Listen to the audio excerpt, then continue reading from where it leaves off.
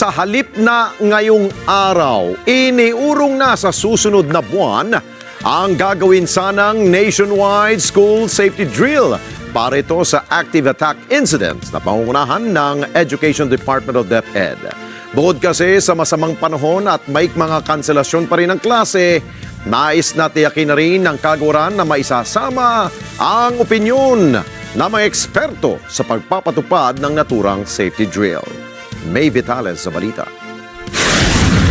Ipinagpaliban ng Department of Education o DepEd ang nationwide school safety drill para sa active attack incidents na nakatakda sanang isagawa sa Agosto 25 dahil ilang lugar ang nakakaranas ng masamang panahon at pagkansela ng face-to-face classes. Kaya napagpasyang ipagliban muna ang nasabing aktibidad.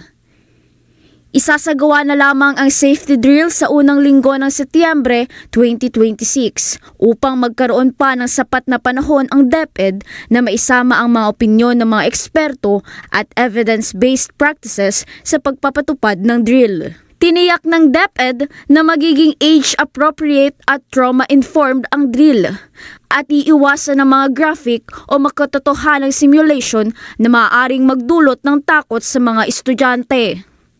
Samantala sa Mindanao, kasunod ng insidente ng pamamaril sa Ateneo de Zamboanga University, ilang paaralan ang nagsuspinde ng face-to-face classes bilang pag-iingat sa kaligtasan ng mga estudyante at guro. Sa Valencia City, Bukidnon, sinuspinde rin ang face-to-face classes matapos magkaroon ng online threats na nagbanta sa ilang paaralan. Samantala sa Ateneo de Zamboanga University, suspendido ang regular classes ng grade school at junior high school mula Agosto 24 hanggang 28 kasunod ng shooting incident sa kanilang campus. Bilang alternatibo, ilang paaralan ang gumamit ng online classes upang ipagpatuloy ang pag-aaral habang tinitiyak ang kaligtasan ng mag-aaral. Samantala, patuloy ang koordinasyon ng DepEd sa DILG, PNP, BFP at iba pang ahensya upang palakasin ang seguridad sa mga paaralan. Kasabay nito, hinihikayat ang mga paaralan na magkaroon ng psychological first aid at sapat na psychosocial support para sa mga estudyante at school personnel.